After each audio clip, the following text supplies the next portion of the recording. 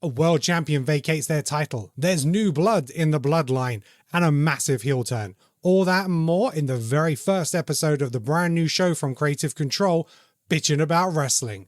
Yeah. Acknowledge me.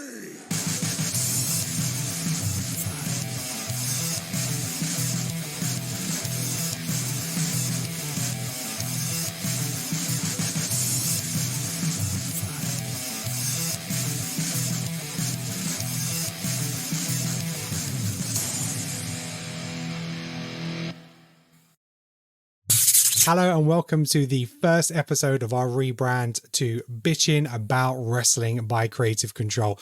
I'm your host Kenan, and joining me on today's inaugural show we have Neil, our regular. How you doing, Neil? I'm good. How are you? Very well, thank you. It's good to have you on as always, and welcome him back after his debut performance in our two-parter episode. He enjoyed it so much and we loved having him on the show.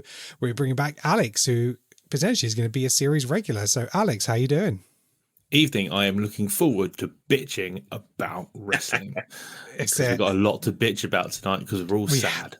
Yes, we have a lot to bitch about, and that's where we're going to kick off. We're going to kick off with the big news of the week, and that is that Rhea Ripley has had to vacate the title. So this happened on Monday Night Raw. That's what kicked off the show. Rhea steps out. She's got an arm in a sling with a towel. You can see she's pissed off and addresses a crowd saying that she's injured and she's being forced or told she has to vacate the title. Lots of this is bullshit from the fans and stuff like that. So originally I thought this was going to be a bit of a work, and I thought maybe it was a way to protect Rhea at WrestleMania and her title reign, but then give her some time off. But I didn't expect to vacate the title. So I thought she might say, I'm injured, I can't compete for a little bit, she might have to go away. Because we've had this thing with Seth Rollins where he was injured, kept his title. There's no mandatory 30-day.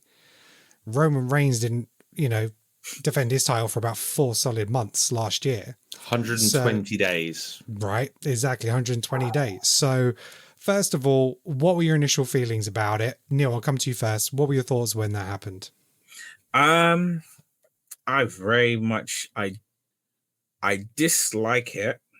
Because obviously it's Rhea. Rhea's an absolute phenomenal wrestler, phenomenal champion. So having to, this is like an historic reign. I think other than Bianca Belair, this is probably the longest title reign in women. I think it's 380 days. Yeah. So the fact that it has to end with a vacate of the title is quite a sour note. But at the same time, I look at it from the standpoint of trying to stay as positive as I can. I look at it like this. I think, well, WWE are in a position now where they can really step up the women's championship division. Because this you think about it, this has happened. And next week, Friday, is the first part of the draft. Yes, it is. Yeah. So it gives, and the fact that, I'm sure we're going to get onto the draft at some point, but it's we will. The fact of what's involved in the draft, the doors are wide open. And by starting the new, I guess you could say new season of Raw with a maybe a tournament or a whatever you need to do to get a new women's world champion, it'll be great. And just imagine if they lean into it and they make Liv Morgan a heel, and Rhea Ripley comes back like the bride from Kill Bill and just wipes out everyone. The problem is they're not doing a tournament. They said there's going to be a new champion by Raw next week. They've already said the new champion will be crowned next week, which I don't think is the right way to go. I think it should be a tournament. And then you cement it a Backlash, right? Exactly. It's a real good opportunity to elevate a whole bunch of people from the women's division that are randomly dotted around in tag teams to fill out the tag team division, which I really want there to be a decent women's tag team division, but people are just thrown together. Yeah. The only decent actual proper tag team is Katana Chance and Kaden Carter. Yeah. They're the only decent actual proper come Tag together as a tag team. Yeah. Everyone else has just been lobbed together. Well, with the exception of Candice LeRae and Indy Hartwell. But again, they were lobbed together though. No, because don't forget they were in the way in NXT. NXT. Oh, okay. I'm not a big follower of NXT. So Yeah, I will bow to your knowledge on that. Yeah, they've always been kind of like closely aligned. They've done tag teams and tag matches before because it was the two of them, Austin Theory and Johnny Gargano. So the four of them, it was like, two guys, two girls, and they were together, and things happened. So you got them and the Kabuki Warriors, and that's it. Yeah, but you do make an absolutely valid point because it's sort of like everyone else, you kind of just like, oh, you've got nothing to do, I've got nothing to do. Yeah, let's do something together. Yeah, I think rushing a new champion isn't the right thing. It's a real opportunity to bring people in and to create that tournament and have that round robin kind of thing going on. They've done a lot of number one contender stuff, and I think that was probably the right way to go. But yeah, it is being reported that it is a genuine injury because actually what's funny is last week when we saw her in the corridor with Dom, she had a brace on her left arm. Yeah. And so when the attack wrist, happened, wasn't it? No, wrist, yeah. So it was a glove that went from the hand to the elbow. And so I thought, okay, maybe the attack is going to lead to that. But obviously she comes out on Raw this week and she's got her right arm in a sling. So I was like, okay, it's got nothing to do with that. And it's been reported that it is a genuine injury. Apparently she suffered a sprained AC joint in the Raw with Liv Morgan last week when Liv threw her into the wall and she hurt it like a total fluke. And it usually takes 4 to 6 weeks to regain mobility and 3 months to get back ready to go. But it's a joint between the collarbone and the shoulder. And apparently that's where the injury is. So it was apparently very much a fluke. I thought she was going to be given some time off to go get married, have a honeymoon and stuff like that. But actually, from what we're actually hearing from behind the scenes and sources, it is quite genuine. And that is really sad for her. And, it's lucky that obviously something like that doesn't happen before WrestleMania. But when you're in such a long title reign, and then that happens, that's got to be going. Alex. Unfortunately, no one is blaming Liv Morgan for it because it was just a freak. It was a normal stunt that happens every single day, and it just went wrong. And she didn't do anything wrong, so there's no. Yeah. I thought she would have got a concussion. Heat. Yeah, I thought she would have got a concussion from the headshot from the chair. Yeah, which everyone thought, but she was absolutely fine. But it does make Liv look proper badass, though. Yeah, however, and she did come out and face her. However, how much now does Alexa Bliss want to come back? And we want, I want Alexa Bliss. I'm a big Alexa Bliss fan. I desperately want Alexa Bliss to come back. She's now like, ooh, title picture. Yeah. I'll come back next week. Well, that's the thing is, I actually think that, because I think I must have missed that bit where it said that a new champion will be crowned next week. I think there's always multiple ways to do it, but one way to do it is if she is ring ready, you just have you say you have Adam Pearce in the middle of the ring. So we need to crown a new women's world champion, yada, yada, yada. You have Liv Morgan walk out and just grab the belt and be like, this is mine now. And they were like, well, actually, you weren't the person I was going to name. The person I was going to name is just bang. Alexa Bliss's music hits. They can't just hand the title off. That's very Triple H from. The thing is, I agree. I say that they shouldn't hand the title off, but because Liv Morgan, I am willing. I'm always willing to let foolishness take place if it serves something better later. Goofy wrestling for life. Yeah. And I'm like, okay, so you bring in, you just have Alexa Bliss walk out and take the title and be like, thanks, Adam, and go off. And then it's like, oh, Liv Morgan just be like, you know what? Just so you know, I'm still on my revenge tour. Just because the opening act is done, that doesn't mean everyone else is safe. Yeah. And then it's, oh, well, at Backlash, the two of you can get it on. Yeah, I don't think they can do it this day and age. I think it has to be for. I'd imagine it's going to be Liv Morgan versus Nia Jax for the title, because they were the two people most recently in the picture, besides obviously Becky. We know Becky's obviously going to be taking some time out, and her contract is coming to an end, and whether that's resolved as part of that or whether they renegotiate a contract when she's off. So she's not going to be in that picture. So yeah, Nia Jax, Liv Morgan, that's kind of where I see it happening. And, you know, I wouldn't be opposed to giving it to Nia Jax to start with, and then having Liv Morgan fight for it and go on a revenge tour and be that heel, eventually taking the title off of her, ready for when Rhea comes back. Then she takes it back off of Liv, because that's really the way it should happen. And it is kind of strange that Liv Morgan was put out of the business for so many months because of Rhea, and now ultimately it's happened back the way around. Oh, the that's irony. The story you need to feed into. So that was a big news. Shout out to Rhea. Get well soon. We want you back as soon as possible. We are going to miss our mammy. Right, gentlemen, let's move on to SmackDown from last week. It was quite a show, actually. There's actually quite a lot happened. So what we'll kind of go in order. So it opened up with kind of announcing that there's going to be a number one contender tournament. So there's going to be 2 sets of matches, and the winner from each of those matches, 2 triple threats. And the winner of each of those matches would face off next week to be the number one contender for Cody Rhodes.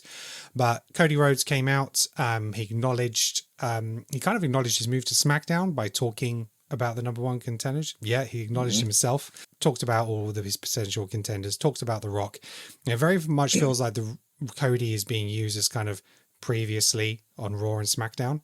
He's kind of that narration to say, oh, and The Rock said this, and this person said this, and this is what's happening tonight. And so I think I want more of him off the mic, but it is just out of WrestleMania. It is early days. He is kind of the new WWE champion, which is also what they continue to refer it as. It looks like they have dropped that Universal tag, and he keeps referring to WWE champion. Did any of his speech move you guys, motivate you guys, or anything? I mean, it was kind of emotional one on Raw, but SmackDown was just kind of paint by numbers. It's filler at the moment. It's building this. It's building the next part of the story for him. You know, it's they've got. I think they've got the opportunity to have a new John Cena. You know, the guy for the kids, and the guy who can have that part of the market. You know, he's out there doing the Make-A-Wish stuff. He's being best man at people's weddings and things like that. He's the ultimate ultra baby face, totally. kind of without an edge, you know, and not Adam Copeland. And I think it's the right way to go for him for now. Yes. I think if he continues like this, I don't want him opening every show. He apologized. He even apologized for being on Raw. You know, he said that the general manager, Adam, what's his name? Adam Pearce. Adam Pearce. I knew it was Adam, and I just had Adam Copeland in my head. Adam Pearce had invited him onto the show just to sort of do it. But okay, it's like, right, okay, enough now. Stick to SmackDown. There's the draft coming.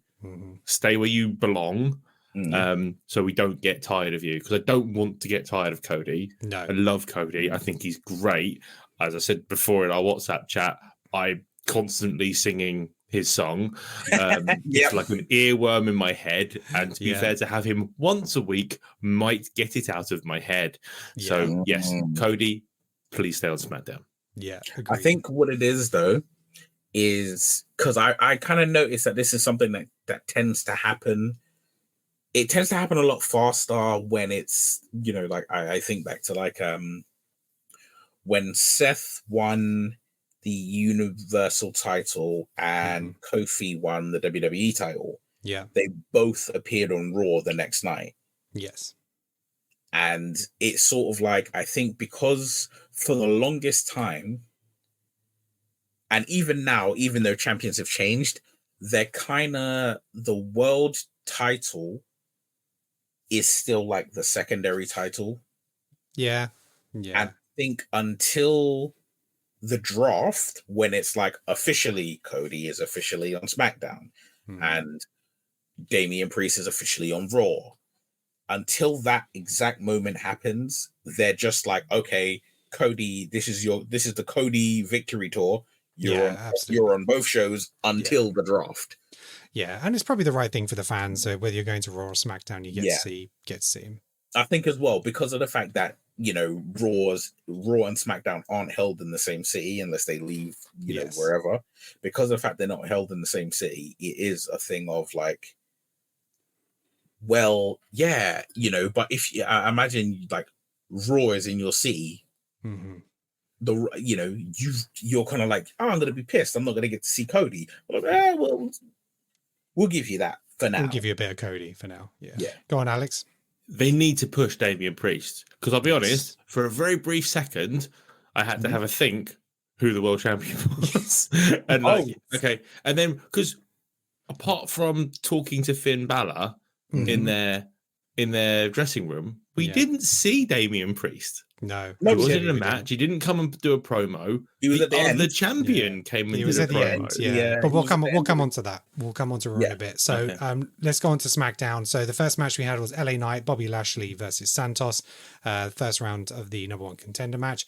I thought it was a decent match, some nice spots. Bobby Lashley hit the big power bomb with LA Knight and Santos off the top turnbuckle, which was really nice. We got a lot of interference in this match, which I didn't expect. And for me, it kind of unbalanced the match a little bit because Santos did a triple power bomb on LA Knight, could have gone for the pin, but then just brushed him off and got up, and then the other interference come on, and it just seems like, well, if it was no DQ and anything goes, you could have gone for the pin. You could have done certain spots. So some of the spots weren't great. I think it should have just been left to the three of them. But Alex, what was your thought on the match? It ended up making it look like LA Knight stole the win, rather than earned the win. It didn't feel like that a lot. And there's plenty going on in that match that you could, because obviously it's always difficult when Bobby Lashley's in a match because he's a monster. The power in real life would destroy both of them easily. So, it feels like it should be one of those matches where the pair of them ended up taking out Bobby Lashley and then LA Knight earns the win over Santos. That would have been a much more satisfying victory rather than it was just chaos. And LA Knight just managed to hit a BFT and that was it. That was it. It was. It felt like a stolen win rather than a proper win that AJ's was. Yes, I absolutely agreed. Neil? I agree very much so with that, but I think it seems to be the nature of triple threat matches in most recent times with WWE, because at WrestleMania, Logan Paul's match ended with that. It ended with him stealing the win, right? Randy Orton hit an RKO. He threw Randy out the ring. Frog splash, pin. But that fits Logan Paul's character. It does. We're pushing LA as a big baby face, legitimate guy. Legitimate baby face. LA Knight, I think, but what they'll do is the outlook is probably you just need to get to AJ LA Part 2. That's the goal, is to get there. And because of the nature of the people involved, like, you're right that it should have been LA and Santos taking out Bobby Lashley, but LA is a face and Santos is a heel. So you're like, there's no safe way to not dilute LA Knight's face value, because if he works with Santos, he works with a bad guy. He is not the guy that you have beat Bobby Lashley one-on-one. Not yet. No. So you need something to take place, and having it that he just slips in and steals the win at the end, it fits more in line with the nature of him and the nature of the match, because he is a face, but he's not a good guy. Yeah. I mean, they could have had the interference just take out Bobby Lashley and then leave Santos and him in the ring to have a little bit more of a one-on-one and negate one factor. That's probably how I would have booked it. But in fairness, Bobby Lashley was probably the wrong pick for this match, because I think Bobby Lashley is legitimate enough on his own to have his own program after this. Yeah. Yeah, You know, I think he's a good one to have a program between now and Clash at the Castle. yeah. And then It'll be him and Santos now, won't it? Because it'll be him and it'll be Bobby Lashley and the Street Profits and Santos and his crew. So that'll probably be the next faction where they go. But I think as well, the thing to pay into that is I think they chose. It looks like they basically just tried to choose the winners from SmackDown, from like the WrestleMania winners from SmackDown's point of view. Yeah. Yeah. All right. So then we led on to a couple of segments. So we had the Bloodline backstage where we had Solo and Jimmy and Paul Heyman. They go to the main dressing room, obviously now being used by Cody Rhodes. I thought it was a nice recognition. You know, it is all change. I thought that was a really nice take. And, you know, Heyman explaining there's consequences to losing. You know, we lost and Cody's the champion and that's it. So we then come out to the ring, the Bloodline led out by Solo. He is kind of front and center. Hang on. You missed the fact that KO told him to bugger off. Oh, he did. Yeah. KO You're not popped invited. out of the bridge and go, "You're not here anymore. Get lost." Yeah, get lost. Yeah, that was a nice KO touch. is my comic relief for WWE at gold. the moment. He is just absolutely. He's been let off the leash. Triple H absolutely trusts him. Yes, he to does. go out there and do whatever the hell he wants, and he just nails it every single time. He's one of my favorite people at the moment, as far as I'm concerned. Yeah, no, thank you for picking that up. That's definitely a really good point. Paul Heyman comes out and talks about accountability, that their tribal chief has instructed that they are to take accountability for their losses. And he mentioned the fact about Cody taking his opportunities, that Roman was distracted, very much like how he said Cody was last year because of Seth Rollins. He declared that he would be Cody's shield, and he was very much that. He was the one piece of unfinished business for Roman Reigns, and he got distracted because of that 10 years of wanting revenge, and that's why he lost. Solo didn't look like he approved of what was being said, kind of shut Heyman down, goes and gives Jimmy a hug, says, "You're my brother, I love you." And then we get an attack out of nowhere with someone in a hood, and it's like, well, hold on. Solo's over here. That's normally Solo or Jimmy in the hoodie. And Tamatonga, the son of Haku, comes out and attacks Jimmy Uso. So it is a new era. It is a new bloodline. And I suppose, well, it goes on to the fact that Heyman tries to call Roman Reigns. Solo smashes his phone. So there's a big kind of adjustment there in terms of maybe where the authority lies. So I've got a couple of questions for you. Neil, I'll start with you. Has Solo now taken the lead?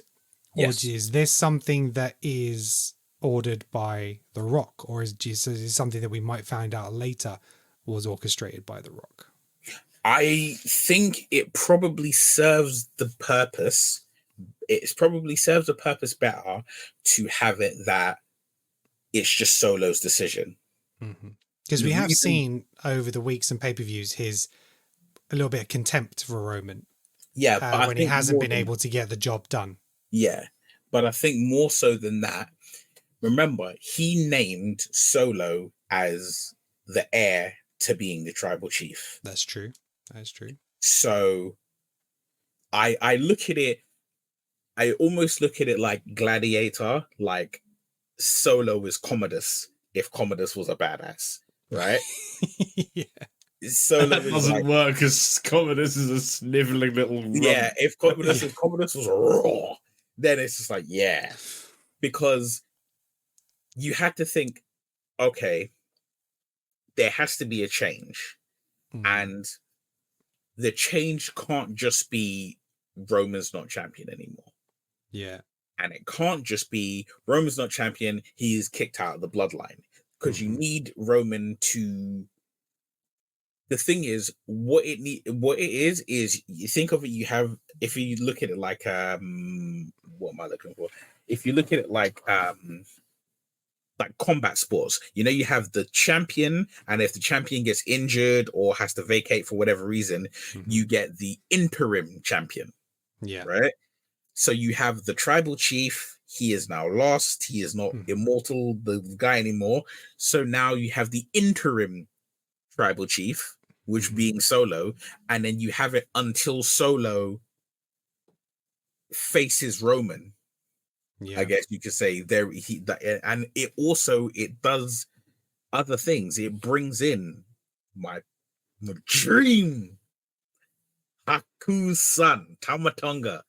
You have him in there, and now it's a thing of, so you have a tribal chief, but then you have another tribal chief, and there are odds. So they each need to assemble their own bloodline to come in, and it's like, who does the final boss side with? Yeah. Alex, thoughts? I think Solo sees weakness. Yeah, he saw The Rock win on the Saturday night, and Roman lose on Sunday. On the Sunday night. Yeah. And it's like even after he stepped in to help him. Yeah. Correct. There is weakness there. And it's either Solo is trying to help rebuild, and he is just a good foot soldier trying to bring to try and bring everything back fresh together. Blood. Yeah.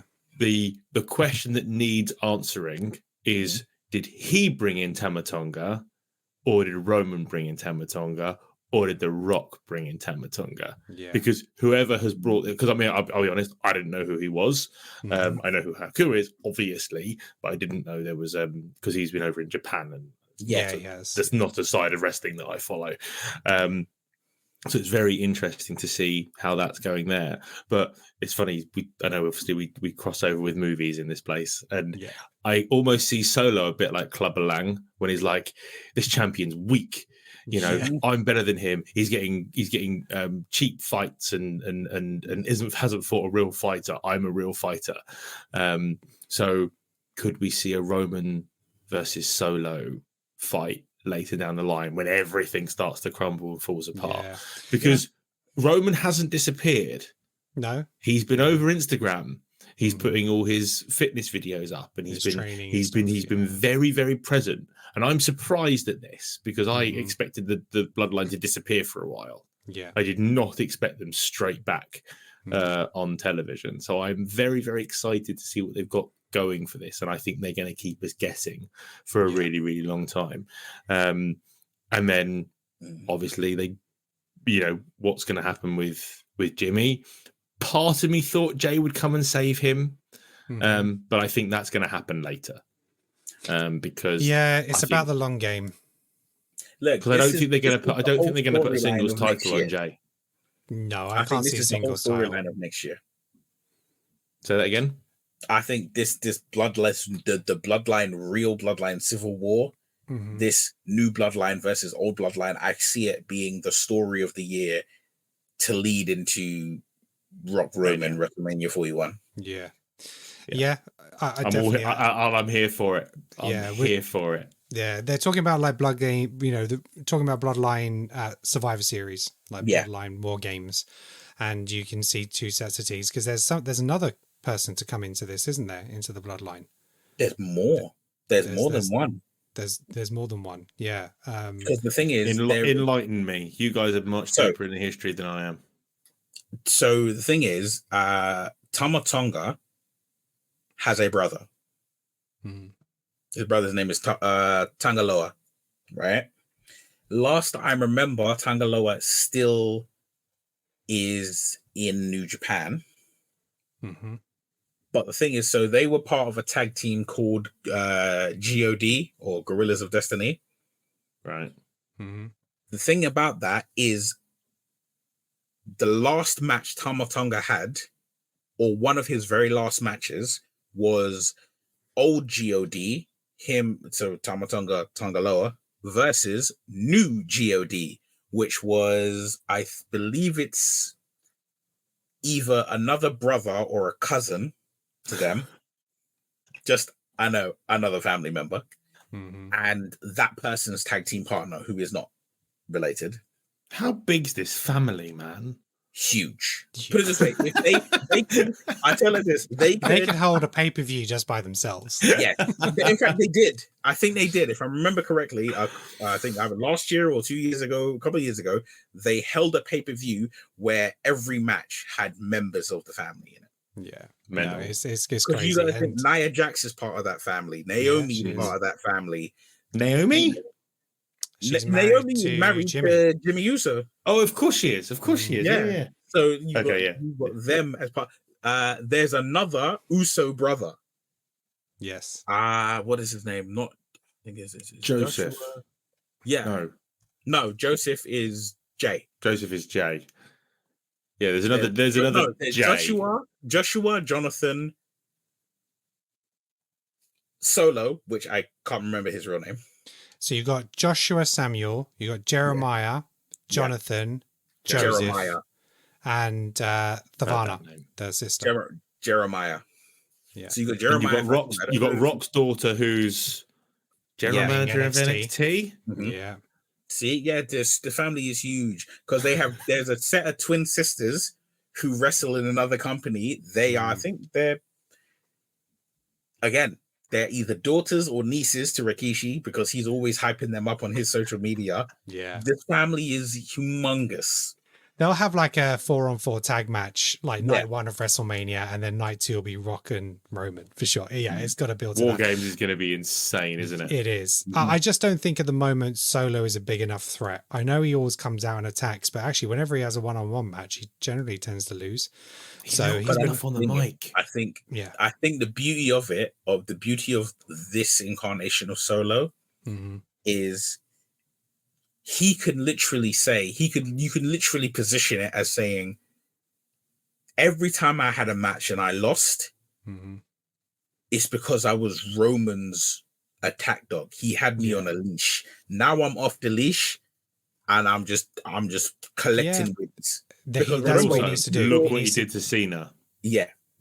Exactly that. He needs to collect wins. That's exactly it. Because we saw him at WWE Live, and it was him versus LA Knight, and obviously LA Knight went over.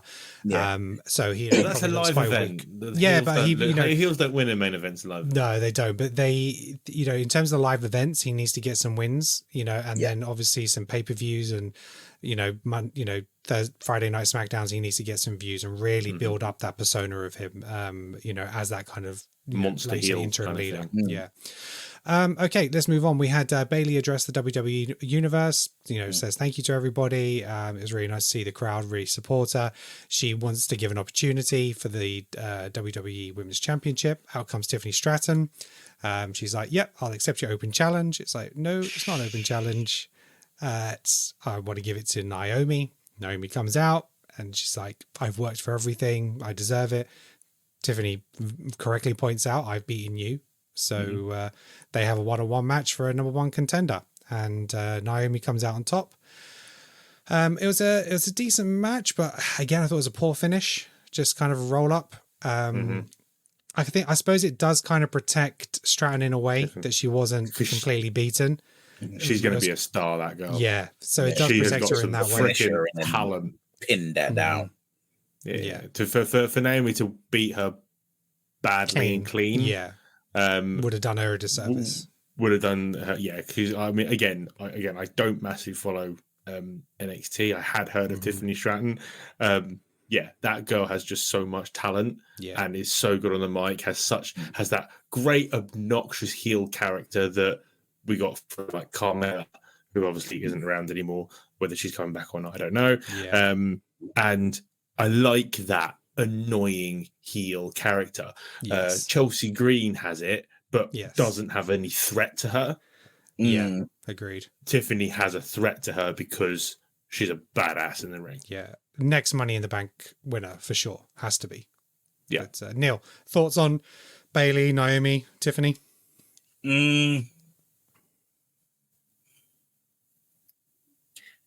I think the problem is I wasn't really great about the finish of the match being that Naomi won, because as much as I love Naomi and want her to see her win and even be champion again, the reality is you positioned her up until teaming with Jade and Bianca. You just positioned her as someone to get beat. She was a bit of a jobber. 6 months ago, she was a world champion, and then she's getting beat clean by Tiffany Stratton. She's dropping out to Tiffany Stratton, which is not how you do it. You prove that Tiffany is as good as she is Yeah. by beating someone who she should lose to. Yeah. And you had like, it would have been easier if Tiffany won via roll up in their match before, and then you have it that like, oh, okay, Naomi wins now. Or it's by having it that Naomi lost to her with her finisher. Mm-hmm. But they're not putting a title on Naomi anytime soon. No, this is true. So you need to give Bailey an opponent she's going to beat. It's a little face bit versus like face. Yeah, it's a little bit like the Chad Gable Sami Zayn thing that happened last night, which I'm assuming we will get to. We will get to. So it's a bit like that. You know, I don't think Naomi will turn heel. No. It will be a case of Bailey will win.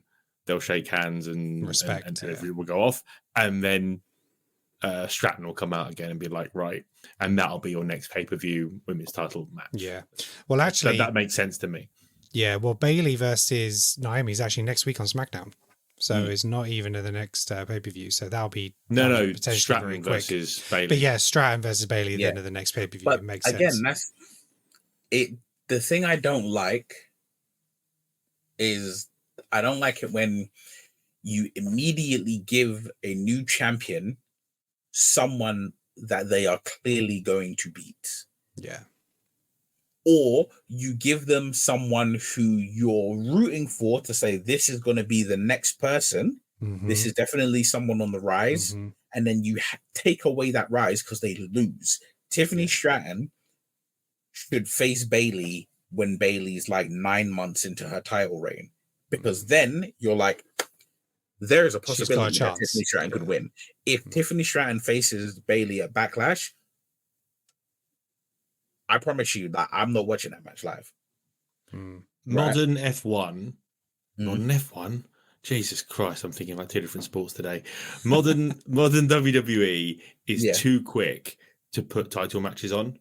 Back when I used to watch, title matches happened at pay-per-views. That was the only time, really, And because what you do is throughout the month that you don't have the pay-per-view, you build that feud. You know, you have backstage stuff where they beat the crap out of each other, jumping on. You have good promos, that kind of tag stuff. matches. You could have not done this Naomi thing, and you could have done Tiffany Stratton and Bailey at Backlash, and you could have had them, you know, Tiffy jumping Bailey and doing all the heel stuff that you'd expect. Then you get to Backlash, they have an absolute barnstormer, and Bailey steals it. And then you can actually go on and do it again at the next pay-per-view because Tiffany's will be, and then you could actually lose, Bailey could lose the title because we don't need these long title runs anymore. And you could just keep it shuffling and moving more. I don't need a title match on SmackDown. I think the reason maybe why they haven't done it is Tiffany might be moving over to Raw. So draft. I keep think, forgetting about the draft. Yeah, so there's some feuds which they can build, but really anything up until this pay-per-view, no titles are going to change hands because that's going to mess up the championships on different brands potentially. So we'll go into that, but yeah, at the moment, long-term feuds are going to have to be put on hold until the draft, and then we'll get a better picture. So then we had a tag match. Well, no, we had a Logan Paul segment. He was great as ever, just talking about his social media and the impact he's had on WWE, reminding everybody he's a champ. No problem with that. We had a tag match, Bianca Belair and Jade Cargill versus Piper Niven and Chelsea Green. 1 minute and 24 seconds, the match was. And Cargill hit 3 moves, finishes it. And I'm bored of Cargill. I don't get it. I don't know what she did in AEW, but from what I've seen for her so far, you know, even Goldberg, I think, did more than what she's doing. So it's just, ouch. Yeah, I'm not a fan. She's a great specimen, but I haven't seen any great mic skills, and she's only done 3 moves. She picked her up and dropped her, kicked her, and then did a finisher, and that was it. And it's like Vince hired her because she just looks awesome. You know, but yeah, there's nothing impressive about her at the moment, and they need to do something with her, not just squashing Chelsea Green. I mean, fair play to Chelsea. She has a role. She understands her role and she plays her role brilliantly. And I have utmost respect for Chelsea Green. Yeah. But I'll come on to that a little bit more on Raw as well, because she lost on Raw to Cargill, then she lost to her on SmackDown, then she had another match on Raw. So, but I'll come on to that a little bit more. But she's a bit like the Dolph Ziggler of the women's division. Yeah, she's a little bit. Yes, good comparison. Neil, thoughts on Jade Cargill? I mean, are they just building them up as a tag team to go after the tag champions? Well, I think firstly, regarding Cargill's abilities as a professional wrestler, she is basically doing what she did when she was on NXT, on AEW. Right. She was just billed as like your female Goldberg. She literally, she was undefeated for something like, I think, between 50 and 63 matches. Right. And she did just come out and pretty much hit her moves, pin, go about her business. But it was done in such a way that it was like, I guess maybe because AEW's roster isn't full of household names. Yeah. So every time she faced someone and beat them, it felt like it was like the next rung of the ladder. It felt like, almost like, think like Mortal Kombat Towers. Yeah. Yeah. Just it rising felt up the ranks. Yeah. Making her way up. However, because in WWE, it's like, for the most part, everyone you're facing, unless you're on NXT, everyone you're facing is established. Yeah. I would say, right? So you haven't got many people that she could just go crush. Yeah, exactly. There's not a lot of people that she can just beat the crap out of and be like, oh, she beat this jobber. Oh, she beat that jobber. Oh, she beat this no-name local enhancement talent. She's taking on a Chelsea Green. But I think what they'll probably do is have her work her way up to the point of like, okay, she'll face an Ivy Niles who will give her a little bit of a run for her money. Yeah. Or then she'll face someone who has somewhat of a talent. Yeah. Well, I'm not saying none of them are talent. Let me rephrase that. She'll face someone who's like, okay, this person's a little bit formidable. Like she'll face a Zoe Stark, and then maybe the match goes from a minute 26 to it goes to 5 minute match. And then it'll go up to 6 minutes and 7 minutes. And it'll be like, as she's getting better with adapting to the WWE style of fighting, of wrestling, as she adapts more and more to that style, her matches will get longer and longer and longer. Yeah. Yeah. Alex, you got another thought?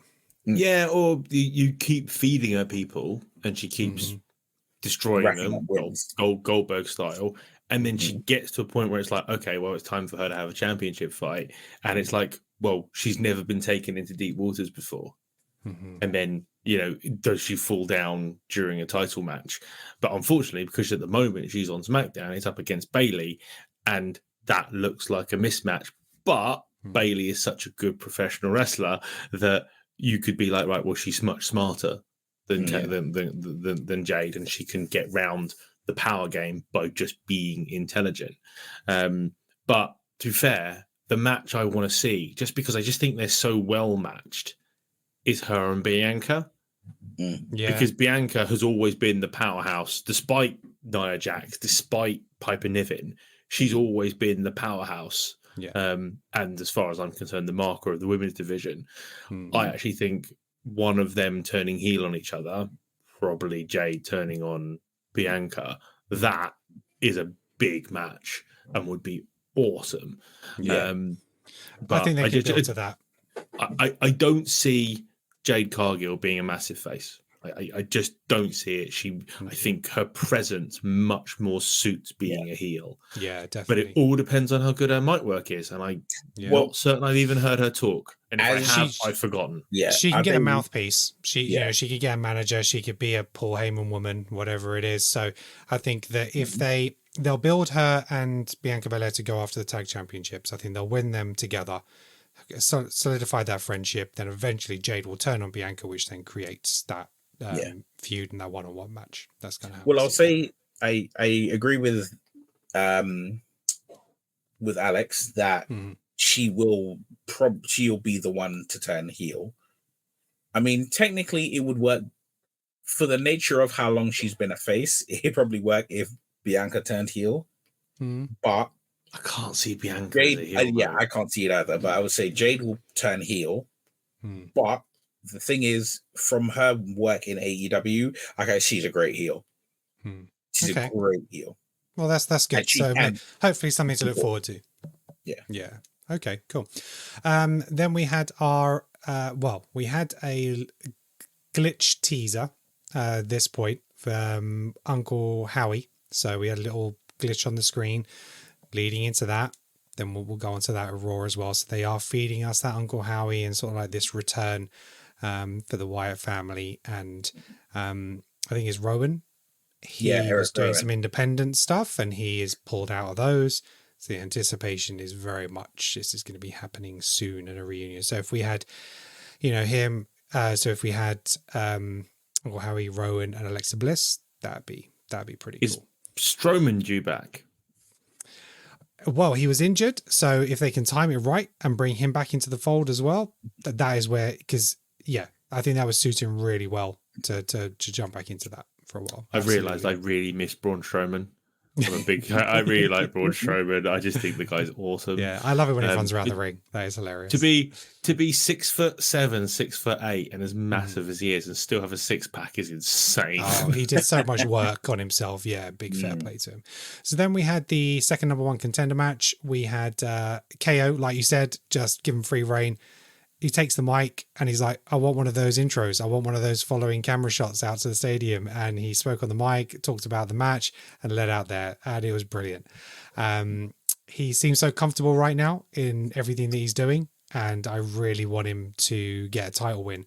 And I think it's about time with the draft, they move him potentially back over to Raw, which will eventually give us that KO versus maybe a Sami Zayn Intercontinental title match. And then he can claim the Intercontinental title because he's had the US title attempts a couple of times. I don't know if he's going to be the one to take off Logan Paul. I think it will be somebody from Raw potentially moving over, but I don't know. Oh, Alex, you're shaking your head. No, I don't agree. He's main event worthy. He's go after Damian Priest worthy. I think he's had his run. I think he's had his run-ins with the Judgment Day, and I would love to see a top title on. I agree. That's what I want. Yeah, I missed his title run when he was first drawn up, and he was with Jericho. I missed that, and it makes me sad that he had that and then nothing else.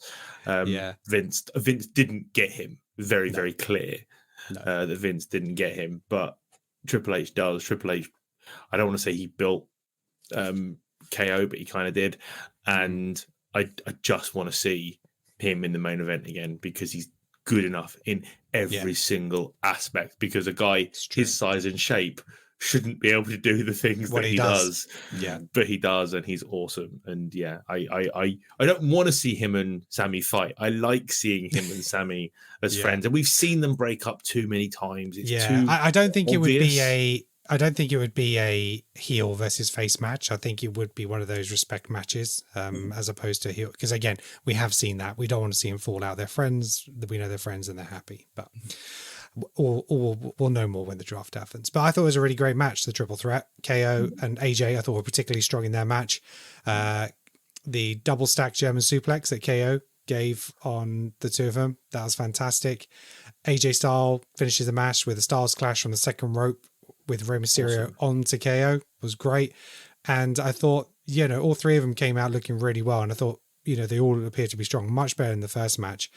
And obviously at the time, I would have liked KO to win. That's what I would have wanted. But you can see why they put AJ in that spot. And it kind of makes sense from a story and a narrative point of view. AJ needed a win. Yeah, he did. And he looked really good in there with it as well. So we're going to have LA Knight versus AJ Styles for the number one contender. How do you see that guy? How do you see that going? AJ wins. Mm-hmm. Okay. Screwy, but AJ will win. Okay. The thing is, the reason I look at it, like, I don't even know if it would be screwy. It probably would be better or needs to be screwy, but I see AJ winning because I see AJ being Cody's first title shot. Yeah. It works on multiple levels because the thing is you can build up their history because they do have a history. They've pretty much both worked in the same organizations. They were both part of the Bullet Club. They were both, it's been, with the exception of AEW, they've both been to the same places. So, and because AJ has pointed out that this is his last contract. Yeah. I'm like, you need to give a guy a pay-per-view. Yeah. But also, I want to see if I don't think LA should be in another title picture unless he's going to win it. Yeah, agreed. He's the next title picture, be it the world title or one of the mid-card titles. The next title match he has to win it. Yeah, and he's not going to beat Cody. No. So, and I want to see him with a strap on him. And I think he should be the one to take it from Logan Paul. I don't think he should be in this. I think he should be going after Logan Paul, take it off Logan Paul, and have an absolutely freaking awesome US title run. Yeah. Maybe not the ilk of Gunther, but an awesome title run. Yeah. That when he eventually loses that title, make him lose it in a triple threat match where he doesn't get pinned. And then he can go after a world title. But I don't think his next title match should be a match that he loses. No, I'd like to see him maybe take it off Logan Paul at SummerSlam, something like that. I think that would be the right thing. And AJ and Cody, that is actually a feud you could get 2, maybe even 3 pay-per-views out. I think it could be a real trilogy of fights. And it's, maybe there's a win via not via DQ because Cody wouldn't do that, but something which something that invalidates it, so you can kind of have a 1 and a 1, and then you go to a third. But yeah, I think they could put on some great matches between them, and I think you're right. I think AJ really deserves a really strong run. So what we had set up. So basically, next week on SmackDown, we have Bayley versus Naomi for the Women's WWE Championship. We have a fatal 4-way match to determine the number 1 contender for the SmackDown Tag Team Championships. We have the Street Profits, New Catch Republic, Legado del Fantasma, and Authors of Pain, which I was surprised at because they went to NXT with Karrion Kross, but they're coming back for this. What do you see happening in that fatal 4-way? Who do you think is going to be our number 1 contender? New Catch Republic. Or Fantasma. if not them, the Street Profits. Okay. Because it won't be Authors of Pain, because I think that they're there just to fill out the numbers. Yeah, and you wouldn't have Authors of Pain versus A-Town Down Under. That would just wouldn't work. So I think Phantasma as a faction needs some gold. If they want to be taken seriously, yeah, I'd agree with that. But I would like to see the Street Profits versus A-Town Down Under. I think that would be quite interesting, and I think that might work between the two because they need to separate themselves from Bobby Lashley a little bit, and I think that would be the right way to go because you can still have the heels win and retain, and the Street Profits, maybe then that's where we get a turn, we get a separation, and they go off and do some solo stuff. That's kind of how I'd probably book it. And then as we've spoken, we have LA Knight versus AJ Styles, number 1 contenders match to face Cody Rhodes at Backlash. We're anticipating AJ Styles, so we'll see what happens there. Any more thoughts about SmackDown before we move on, gentlemen? Can I just point out yet again that I think Paul Heyman is the best seller in all of WWE. Yeah, he's just the best. Like how he can cry on command, and like when he was like, for someone who's not actually had like a official wrestling match, he's selling. Like when Tama Tonga was like, when he came out of the training room and it was like, is Jimmy okay? And he was like, no. And he was like, oh, what's happened? And he's just pressing himself up against it, like, I'm not looking. And it was just like, by order of the tribal chief. And then as soon as he's gone, he was like, the hell does that mean? Yeah. And the way he was carrying in the corner when the attack was going down, the way he screams out, "This is not what the tribal chief wanted." Yeah, he eats it up. And I was kind of disappointed to not hear him say, "Ladies and gentlemen, my name is Paul Heyman and I am a Hall of Famer." I was like, I'd love him to lean into that, but I think maybe that takes too much away from the bloodline. But I think he needs to recognize it more on the weekly show. But yeah, no, really good shout. Paul Heyman, he's just next level. He really is. Okay, let's talk about Monday Night Raw. We've already spoken about Rhea's injury, and that opened the show. We had the return of Sheamus, out for many months. Thoughts on his return? I mean, for me, personally, I miss surprise returns. I hate the fact when they advertise wrestlers coming back. I'd rather see a pop and everyone go, "Oh my God, didn't expect this person here," even if there's rumors or whatever it is. But Neil, what do you think of his return? In the nicest possible way, I could not really care. Because one thing I'm going to say is I believe he came back too early. The only reason I say I believe he came back too early was when that match was done, you could see him having the heaviest deep breaths. He was gassed. Yeah, he was gassed out, and I'm like, okay, you've come back from injury, so you're medically cleared, but you were probably just doing strength work. You weren't doing any conditioning. He's not ring ready. No, that's for sure. He struggled to get that foot up for that bro kick right at the end. Yeah, because it wasn't even a bro kick. It was just a knee. Yeah, we did the knee he did first, the knee, then the bro kick. And then he did the bro kick. And the knee's a new thing. Yeah. Because again, I don't think he can get his foot that high. So I think he has to go for the knee now. Alex, what sorry, I just don't think he should have come back and had a match. He should have come because he's a good promo. He should have come back and just cut a killer promo. Be like, right, I'm here, I'm back to screw everybody, to mess with everything and go after and go on his run. He didn't need a match, especially didn't need to almost bury Ivar. Because Ivar's been brilliant. He has been great. Ivar didn't need a loss like that, even though he lost to Ricochet and he has had a few losses, but he didn't need to lose to a returning. No, Sheamus didn't need he's the to guy have a match. He's the guy they bring out now to make the other wrestlers seem powerful, with the strength. So again, Sheamus had him up on the second rope and like backpowered him off the ropes. And did a white noise off the second rope. That was an avalanche. Should have been a finisher, that move. Didn't white noise used to be his finisher? Yeah, I think so. And he came out to his original theme song as well, didn't he?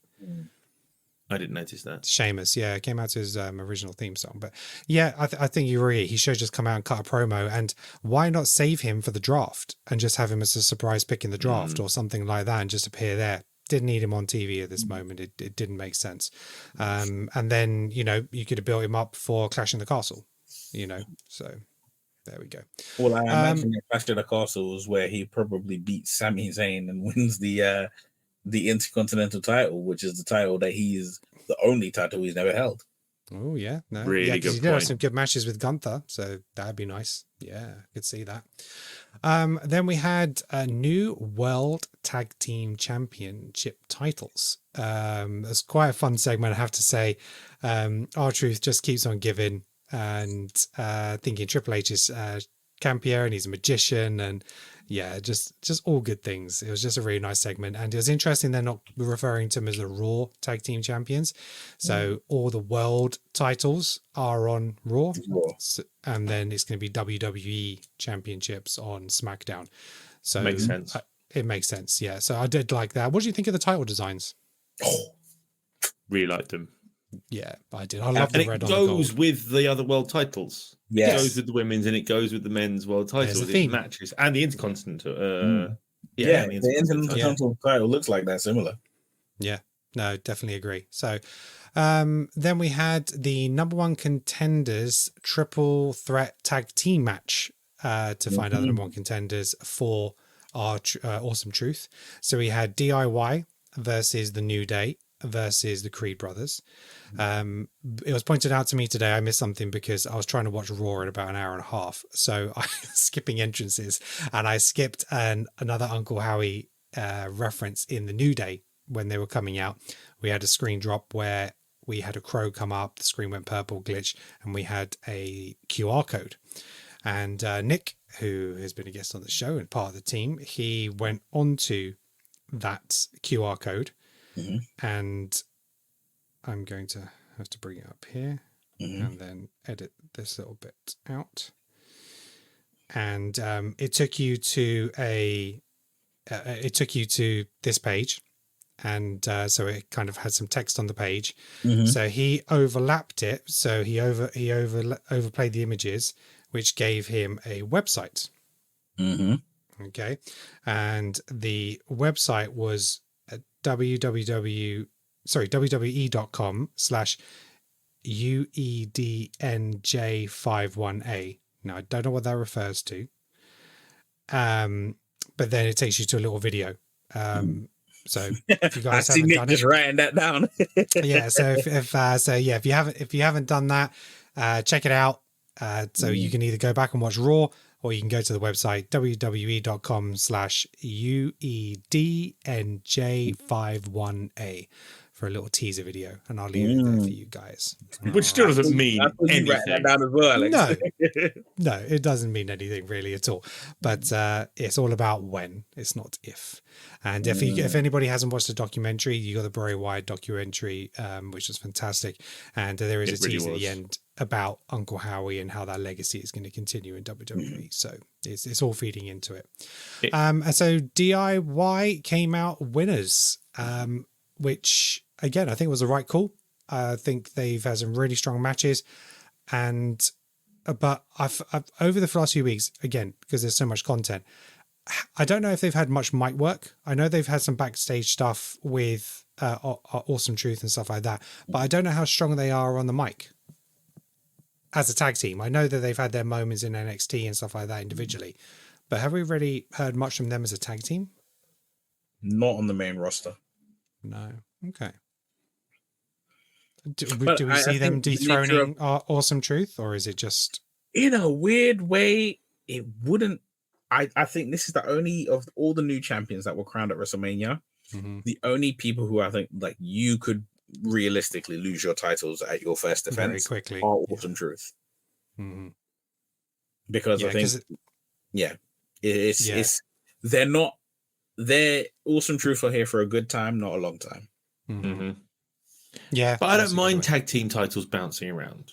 No, because I think with the tag team titles can bounce around because you've got so many different elements involved in a match. Yeah, it's easy for things to go wrong and things to change and whatever. And I think DIY would deserve it because Triple H and Shawn Michaels, Ciampa and Gargano are such awesome wrestlers.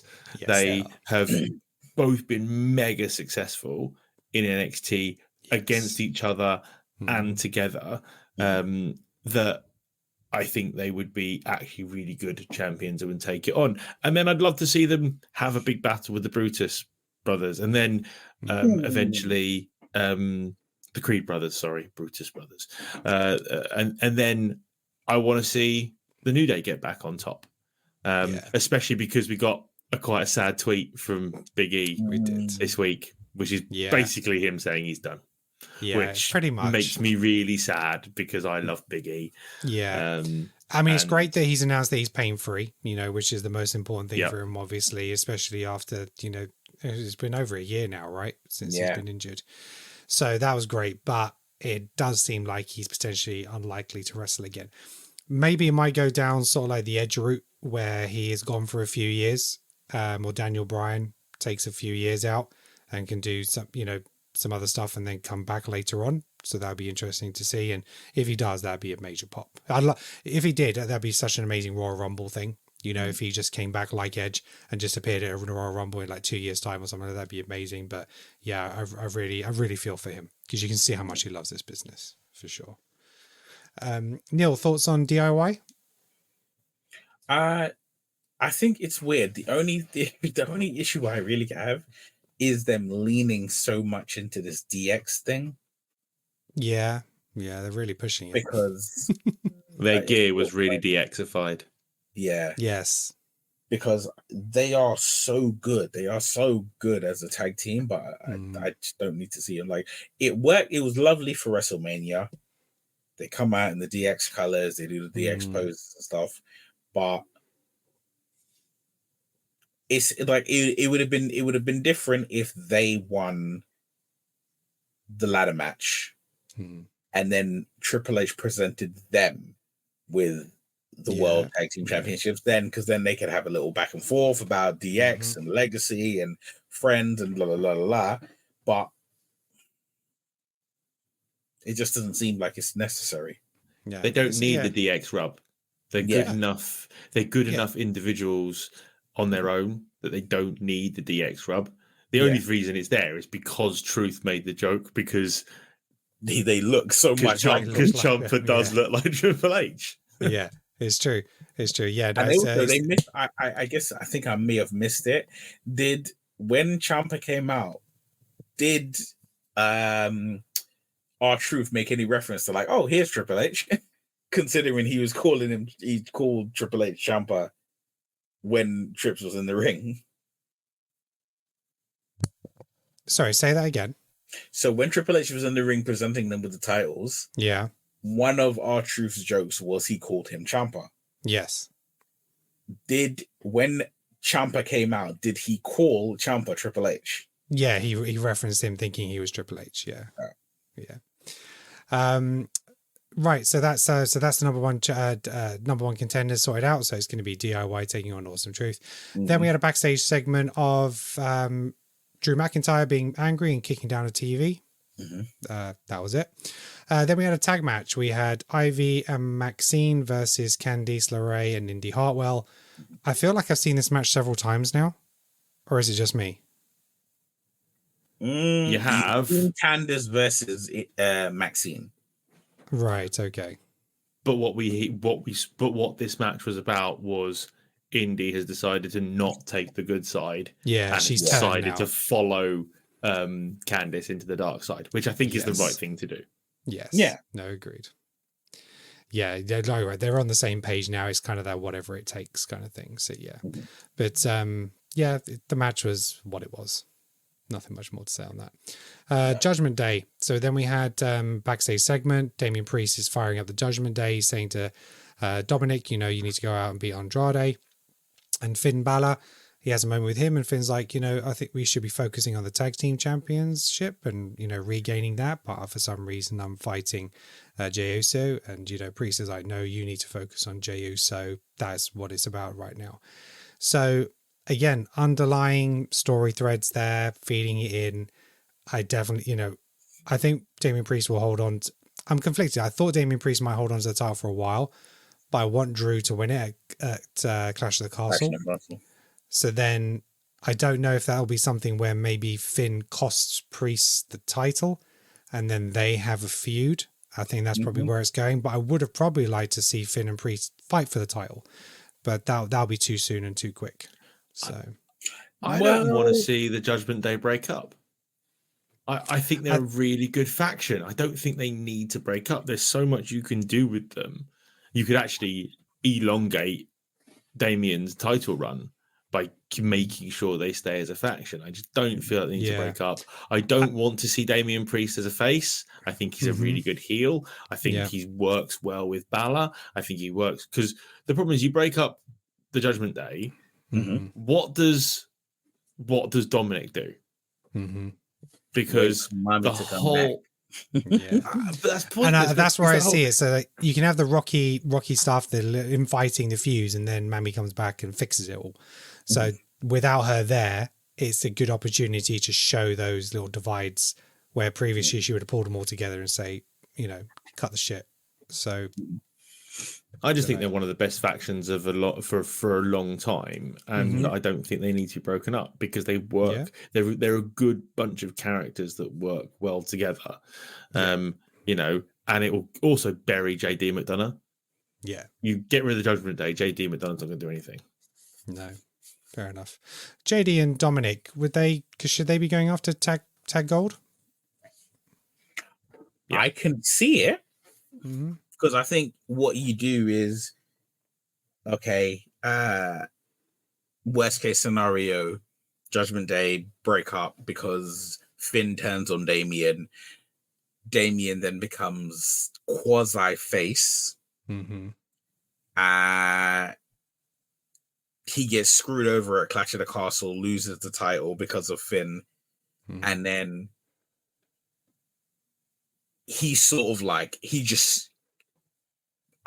completely steps away from Dominic and JD, or they just choose to side with Finn. Yeah.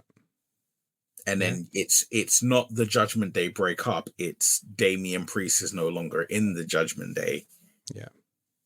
Yeah. And then because what I'm thinking is Rhea's injury keeps her out until SummerSlam. Mm-hmm.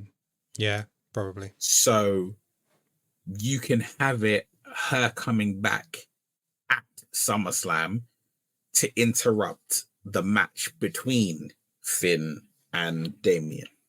Mm-hmm. Yeah. Okay. Interesting story threads.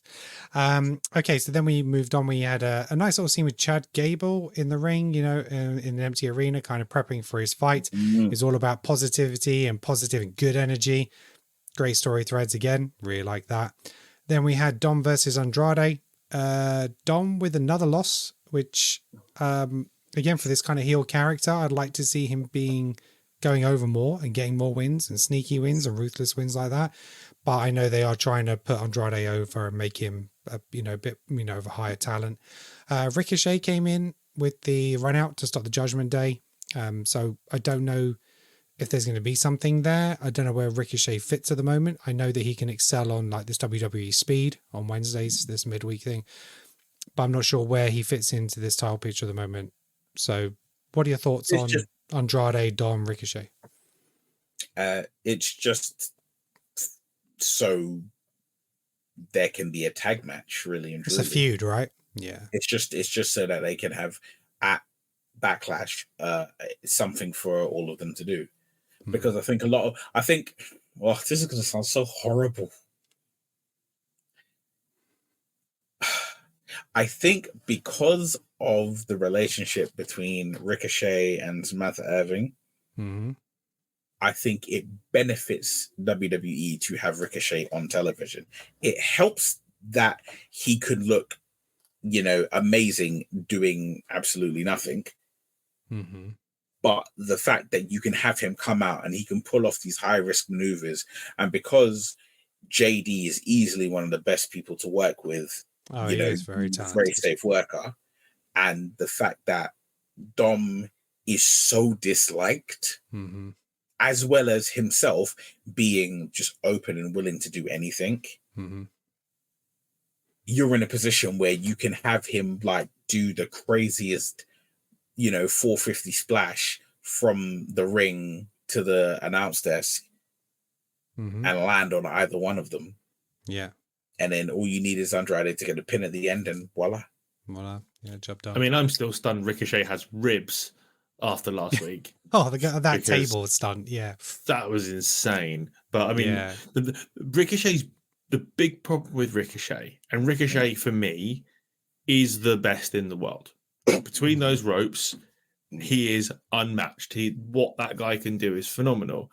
But his mic work isn't very good. And it's a real shame because it feels like he could be, but it just doesn't. It never comes across. He's never going to be a big marquee player because he has that limitation. So unless he works on that, so he's always going to be a side piece. Because he's the guy, as you say, because Andrade is also a phenomenal worker. But again, he also, because of the language barrier for him, isn't good on the mic. So I just I don't know where they're going to go with this. And they can because Dom is good on the mic, but he just gets booed. He's not given the opportunity badly by the crowd. Yeah. I now it's got to a point where I now mention the name Dominic Mysterio to my 9-year-old daughter, and she just goes boo every single time, which cracks me up. Good parent. So I don't know what they're going to do because obviously that JD Ricochet couple of matches were absolutely incredible. They were great, but you just don't. There isn't a person in that quintet set a to make a story off of, because actually none of them have got enough of a connection with the audience. Yeah, But no, I that's a fair think point. you don't need. I think it'd be the kind of thing. It's a filler match. You don't need it to have the greatest storyline. You just need a couple of. You need one Crazy matches. outstanding worker, Yeah, two tremendous workers, and one person that everyone in the arena can rally behind, whether it's love them or hate them. And you have your match. You have like JD McDonough is usually getting beaten up by whoever, but when Dominic gets beaten up, it's like, it's the fact of like everybody enjoys seeing him get beat up. He's this generation's X-Pac. Yeah. Yeah, not a bad shout. He doesn't need to win. Dominic doesn't need to win anything. He's the only person who could lose. He could lose 100 matches in a row, and you wouldn't know it's 100 matches in a row. You're just like, oh, this person beat Dom. Yeah. No, which is a great thing for Dom, because he's protected in that sense. Because he should be protected. Yeah. And because of the type of character he could steal a title win at any point, and it'd be okay. You don't have to build him up. Yeah, no, good points made. Then we had a tag match, Piper Niven and Chelsea Green out again. Third televised event in a row. And they've faced Caden Carter and Katana Chance. And Green and Niven picked up the win, which was kind of surprising. And I'm not sure exactly what they're doing with that tag team, because they squashed Chelsea Green in 2 matches on Monday, and then on SmackDown. Then on Monday she got the win. So I'm not quite sure what they're doing with their thoughts. Well, I think it's more just like, sounds horrible again. It was, a jobbers tag match. Because Carter and Chance were tag team champions, right? But essentially they were tag team champions to make way for Kabuki Warriors. Yeah. Go on, Alex. I think you can put Chelsea Green in the same boat as Dominic, which is she can lose and lose and lose and lose and lose. Wins and losses don't matter. Wins and losses don't matter with her, but especially because she's very good comic relief as well. Yes. She plays that character very, very well. But then because she's teamed up with Piper, who's legit, they can pick up a win, because Piper won that match, even though Chelsea got the pin. Yeah, it was Piper finished the match. Yeah. So that's the way that one works. And it's a shame, because I like Katana Chance and Caden Carter. I still remember watching Katana Chance when she was in Ninja Warrior. Yeah. And she annihilated Ninja Warrior, and to see her in WWE was just freaking awesome. Yeah. But they need a fire up their backsides, though, because they're a really good tag team. They're a legit tag team as well. They work really well together. They've got a great moveset, a great tag team moveset, and they should be utilized more rather than just the transitional champions that they were for the Kabuki Warriors. Yeah. Okay. Then we had Cody Rhodes out again. This was kind of his goodbye to Raw segment. I think it was just a case of, thank you very much, but I am on SmackDown. That is going to be my home. So again, just recognizing everybody. And I think Cody is good on the mic, but this is where I don't want us to get bored of him. Like we were mentioning earlier, I just want him to stay on his brand, do his thing. And I think he does his better mic work opposite somebody as opposed to just the crowd. But obviously for the kids and the family members, that they're fine with him, and doesn't seem to be an issue. But good wholesome entertainment. Yeah, exactly. But they need to be careful not for us to get bored of him too quickly, because otherwise we're going to start getting into a little bit like Cena, like you kind of suck kind of situation, which they're going to want to protect him. So even though he is champion and he's had his story, I wouldn't keep the title on him for too long. And I'd rather see it go back and forth a couple of times over a 12-month period rather than dragging him out as champion. So a good 90-day run and then win it back.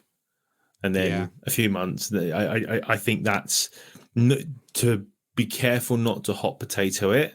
But, get the right balance. But it was hot. I'm trying to remember. I was only a kid, but I swear it was hot potato was between Stone Cold, The Rock, and Triple H anyway.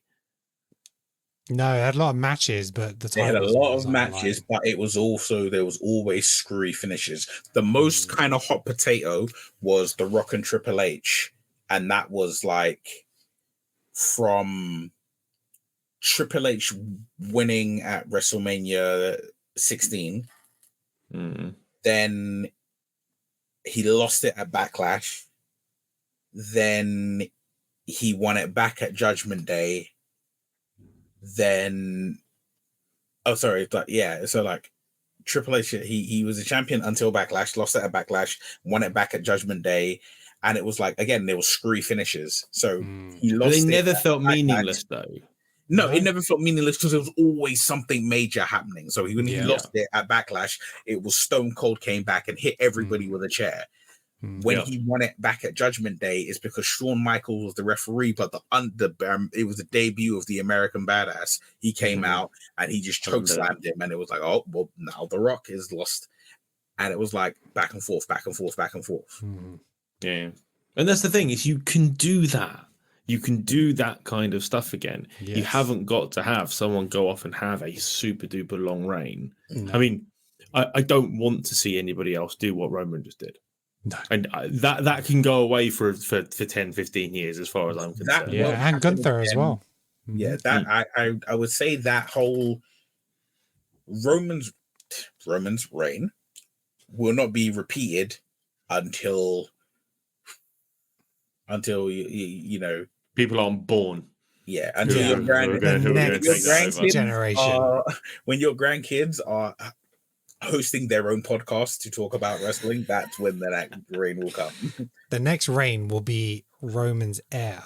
That it'll be his kid. The new bloodline. The new bloodline. He's got his own set of Usos because he's got a set of twins. So. Exactly. That with one of Roman's kids will be the next one. Has he got twins? Roman's got. I think he's got 2 sets of twins, but I know for sure he's definitely got bastard.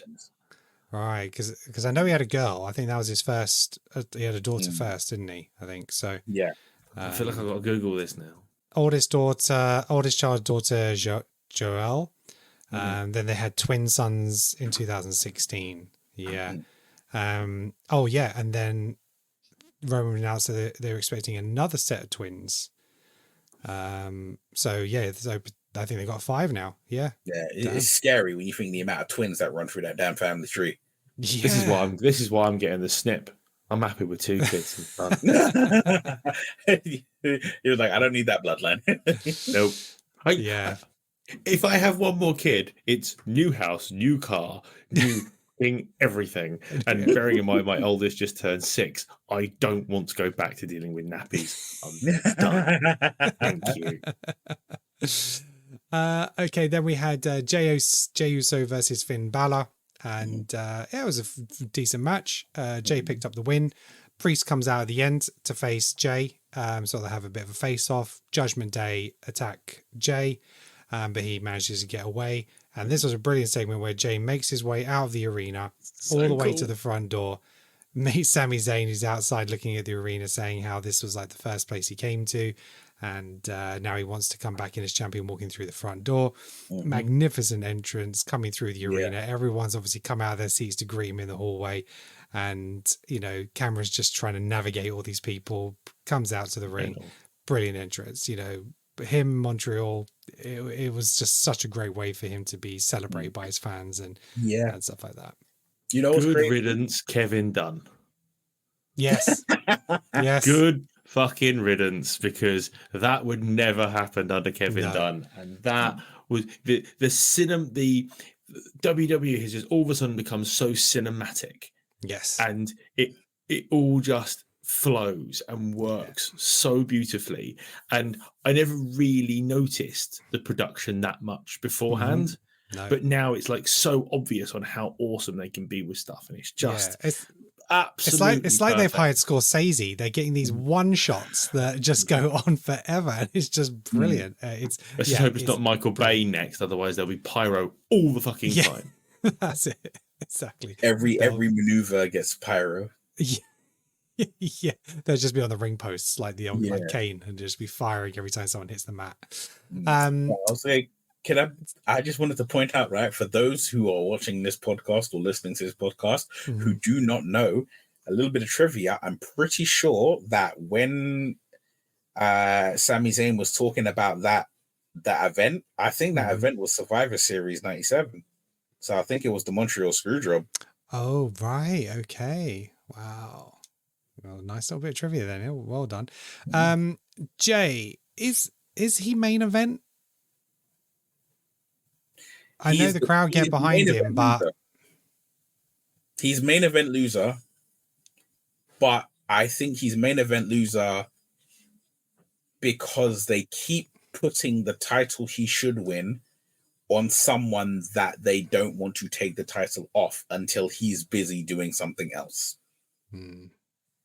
I think if, say for instance now, if at WrestleMania Chad Gable faced Gunther and beat him, then I would literally be like, the next Intercontinental Champion is going to be Jey Uso. Yeah. But the fact that they're pushing him to be like, oh, you're going to face Damian Priest. He's not going to beat Damian Priest. No, he's not. I mean, in the ideal world, he beats Damian Priest, faces Drew McIntyre at Clash of the Castle and loses. Then you get your lovely Drew McIntyre's homecoming championship win. Jey Uso has been a champion, but I also think that Jey not winning a singles title feeds into the whole, Jimmy's prophecy of you won't win anything without me. Yeah. And because now that Jimmy is excommunicado from Bloodline, it's like, oh, eventually he's going to get drawn back into this conflict. Yeah. I think Jay will stay on Raw. I thought about maybe whether the Bloodline may move over to Raw to separate them from Cody for a while. But I'm not sure if that will happen because he's been involved in the Bloodline. So how do you have the Bloodline on SmackDown and then not get involved in Cody's business? So I thought that might happen. But then I wondered whether they would just maybe move Jimmy over to Raw and have Jimmy and Jay over there, maybe an eventual reconciliation and then becoming tag champs again. But it's interesting to see how they might deal with that. Go on, Alex. That's crazy. I'd move more. Yeah. Alex, what are your thoughts? On what Neil said with regards to they've always got a title on somebody that they won't let Jay take it off of. I agree, and I only see Jay winning a top title if it's a Money in the Bank cash-in. And I can see them putting him in the Money in the Bank and him winning the money back in to give him that main event, let him win the title, have it for a couple of months, beat a couple of smaller guys, and then lose it to a returning Seth Rollins. I don't know how long Seth's going to be gone for, but or Seth finally wants to go back and claim his title back.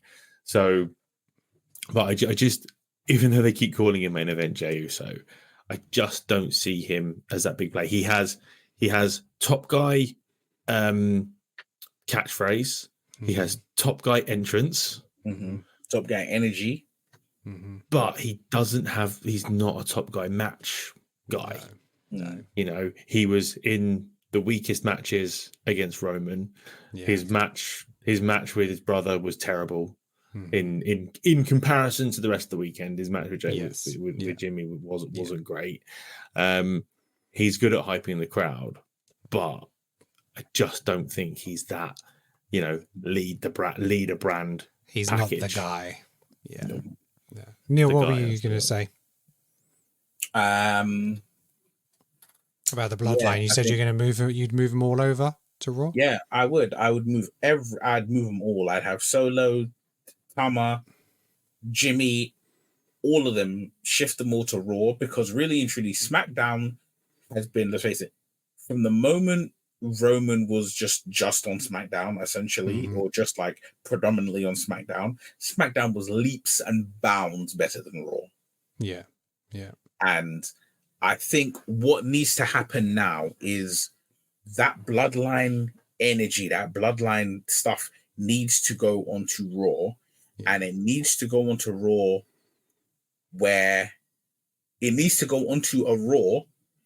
where really and truly there is no defense. Because it's like, until the conclusion of WrestleMania, Jay always had Cody in his corner. Yeah. And now from that conversation that they had in the ring where he's like, no, I need to do this by myself. It's like he's making a conscious decision to be his own man. Yeah, and then how do you see, and you screw up you screw up his dream by having his brothers and his cousin all on the same brand. Yeah, and I can't see him moving Joe over to SmackDown because obviously he's back the way with Cody that him and Cody left it, until we yeet again. But maybe that was a premonition. Maybe he would move back over to SmackDown and, the Bloodline move over to Raw. It could happen. So, okay. So then we had our main event match, which was Sami Zayn versus Chad Gable for the Intercontinental title. Very enjoyable match. Sami picks up the win, which, let's face it, we all knew what was happening. He was in Montreal, hometown, celebration after WrestleMania. A nice moment of sportsmanship between him and Chad Gable at the end of the match. Brilliant. And then the heel turn. And I wanted this at WrestleMania. I had to wait a little while, but I got it. Chad turns heel, suplexing Sami on the outside in front of his family and taking him up onto the turnbuckle and putting him in an ankle lock around the ropes. Yeah, I'm for it. Did you guys expect it to happen on Raw? Oh, yeah. I expected it to happen at the end of their match, and I was like, it doesn't matter when this match happens, the second it happens, that's going to happen. All right, Alex. I didn't want it to happen. I like Chad as a face especially because what does that do to the whole Alpha Academy? They do seem like they're pretty separate now because it's been a while since they had a match, right? You think about it. Okay, so Maxine Dupree is tagging with Ivy Niles, so she's kind of barely around them. But when we had the segment earlier, he was training with the Creed brothers. Yeah, but the Creed brothers aren't Alpha Academy. They're just all Olympic wrestlers. I think they're kind of a bit linked. And then there was a match a couple of weeks ago with Otis and Tozawa as well. But it's just that case of they haven't disbanded the Alpha Academy. So it's that whole case of, are you just going to have basically what AJ did to the OC? Which is, screw you guys, I'm going home, that kind of thing. Yeah, pretty much. I imagine that's probably what is going to happen. Yeah. Do we see Chad taking the title off Sami at some point? Hope so. I hope so, but I don't know if I see it happening. Okay. Who if it's not Chad, who do you see taking it off Sami? Sheamus. Yeah. It makes logical sense because that'll make him a Grand Slam champion. So, and I think I think Sheamus deserves it. He's had such a good career, and he's been a good servant of WWE that he would deserve that Grand Slam championship. Maybe you continue that feud on, and then you end up having a triple threat between Sami, Sheamus, and Chad, and then maybe Chad takes it at that point. I'm game for that match. That would be an awesome match. I think that'd be a really great match. Yeah. Okay, cool. And that's what happened on Raw this week. So, guys, any final thoughts on WWE this week? Any predictions for the next week? Yeah, nothing's changing hands next week. I'm very excited to see what Liv Morgan does, because she's mental. I love her. I think she's brilliant. So it'll be very interesting what happens with that. I think it'll be her and Nia Jax. I think Nia Jax will get the win because Nia Jax gets the win and Liv can continue the revenge tour. Yeah, she will be the new foil for that revenge tour, and then maybe Miss Bliss comes back. But I want, and I mean this in the best possible way, I want to see a little bit less Cody unless it's having a feud. Yes, I don't want to see him just turning up and rambling again because you don't need him to do that. And his next conversation needs to be, I'm guessing, with AJ when AJ wins. They'll probably do a face-to-face. Maybe he might be out on ringside or something like that, or he'll walk out at the end once that number one contender is announced. Okay. Yeah, no, I agree on both those points. Neil, anything further from you? No. No, we're all good. Right. That is Bitchin About Wrestling. Our catch up on Raw and SmackDown. It makes us giggle every time we say it. It's brilliant. Thank you very much for joining us today. We really appreciate it. You can catch the podcast on YouTube for the video version, and you can get the audio version on Apple Podcasts and Spotify, as well as any major podcast platform. If you wouldn't mind dropping us a review, a like, a follow, a share, wherever you are, whatever platform, we'd really appreciate it. If you want to get involved in the show and have a shout out in our next episode, make sure you comment on our social media posts on X, Facebook, Instagram, and TikTok.